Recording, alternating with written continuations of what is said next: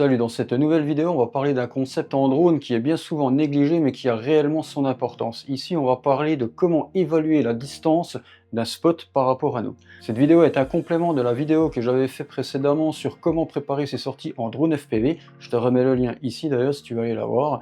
Et nous, on voit ça tout de suite. C'est parti.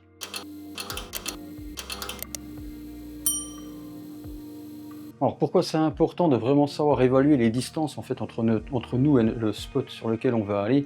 Tout simplement à cause de l'autonomie de notre drone. Quand tu es sur des batteries LiPo, en général tu as entre 6, 8, 9000 grand maximum d'autonomie avec ton drone. Donc si tu dois aller à plusieurs kilomètres, ça peut être vite compliqué de pouvoir revenir vers toi sans risque de perdre ton drone. C'est pareil avec de la batterie lithium-ion, donc c'est ce que j'utilise maintenant sur mon 7 pouces, le Chimera 7 Pro V2. Et il y a plus d'autonomie, on arrive à tourner aux alentours du quart d'heure, mais c'est pareil, en fonction des conditions météorologiques, ça peut vite devenir juste si on va très loin. La dernière fois, j'ai réussi à aller, j'ai été jusqu'à 3 km, donc bon, ça a été, les conditions n'étaient pas optimales, mais j'ai quand même pu revenir parce que j'avais assez de batterie. Mais si on commence à s'aventurer sur un spot qui est à 4 ou 5 km, ça peut être vite compliqué. Donc c'est vraiment l'intérêt d'évaluer sa distance par rapport à nous pour pouvoir vraiment gérer sa batterie et pouvoir rentrer en cas de problème. Donc pour ce faire, c'est pas compliqué, tu vas prendre ton application sur le téléphone, Google Earth. Tu vas, quand tu es sur place, du coup, toi, tu fais géolocaliser donc, ton emplacement. Moi, j'avais enregistré le point pour pouvoir le retrouver plus facilement, donc je vais aller directement dessus. Hop, il est là. Voilà. Hop, et voilà. Donc une fois que tu es sur place, en fait, c'est assez simple.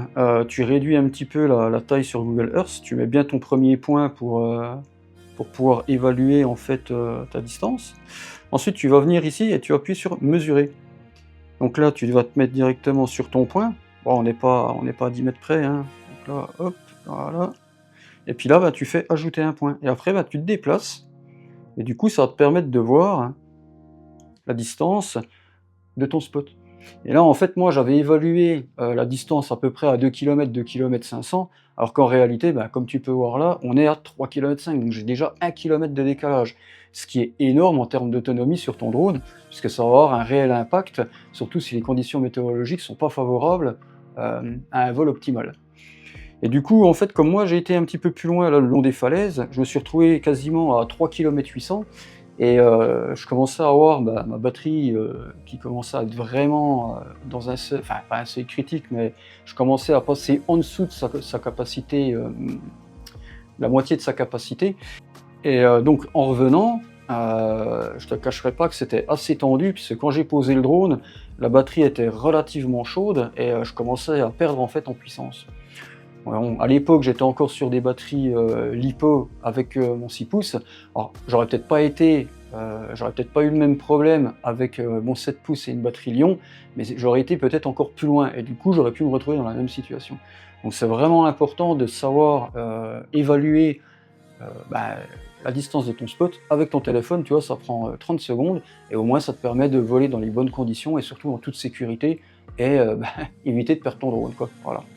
La deuxième méthode que je peux te conseiller pour évaluer la distance, si admettons tu n'as pas de téléphone sur toi ou que tu n'as plus de batterie dans ton téléphone, tu peux le faire avec un drone stabilisé style DJI, puisque c'est des drones qui ont une autonomie qui est quand même relativement grande.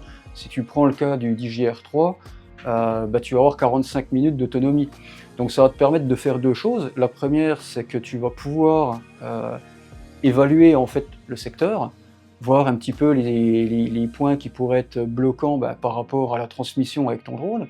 Et le deuxième point, c'est aussi de pouvoir aller évaluer ta distance et planifier comme il faut ton vol pour voler en toute sécurité. Voilà, on arrive déjà à la fin de cette vidéo, j'espère qu'elle te sera utile. N'hésite pas à me mettre un petit commentaire et un petit like si cette vidéo t'a plu. Tu sais que tu peux me suivre aussi sur mes réseaux, je te mets le lien là ici en description. Et en attendant, moi je te dis à bientôt dans une prochaine vidéo. Ciao ciao.